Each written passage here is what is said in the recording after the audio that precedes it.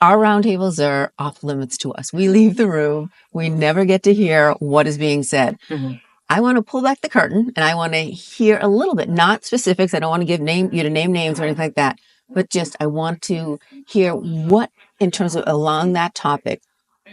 I guess let's go to you first. What were you most surprised about from hearing from the group?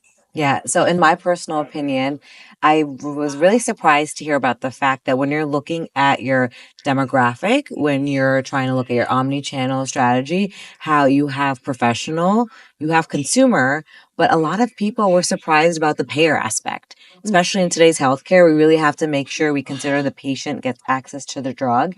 And looking at payers is something I think everyone should probably see how they can have that be part of their business. Wow. Okay. So that surprised you. Was there something that overwhelmingly people wanted to learn about? Because that's really the roundtables. It's a chance to really pick each other's brains and what's maybe the challenge for you, someone else may have figured out, or at least you can kind of work it out together. What maybe was that conflict or challenge that people were hearing? Yeah, or you were hearing? I think what we were hearing is that in terms of how do you combine personal with non-personal. So a lot of personal is sales team working at conferences. So what a lot of individuals were asking was, how do I provide value when it comes to targeting people that are not maybe reachable? We were so close as an industry to being able to drive true attribution and understand outcomes tied to our marketing efforts in a real granular way.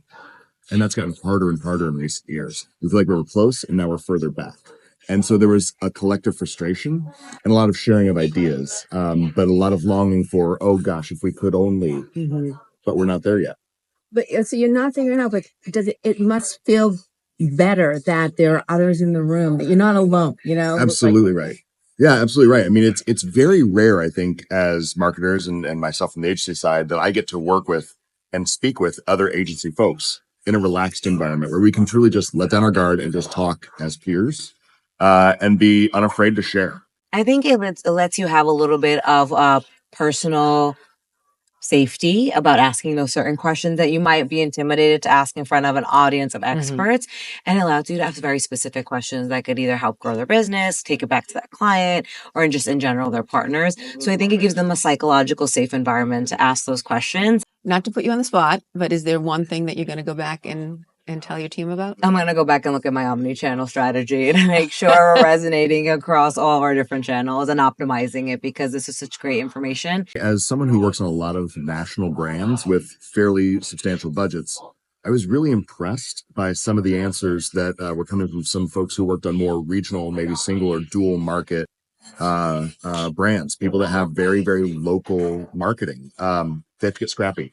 They don't have some of the major tools that they would if they were working at a holding company on a giant brand.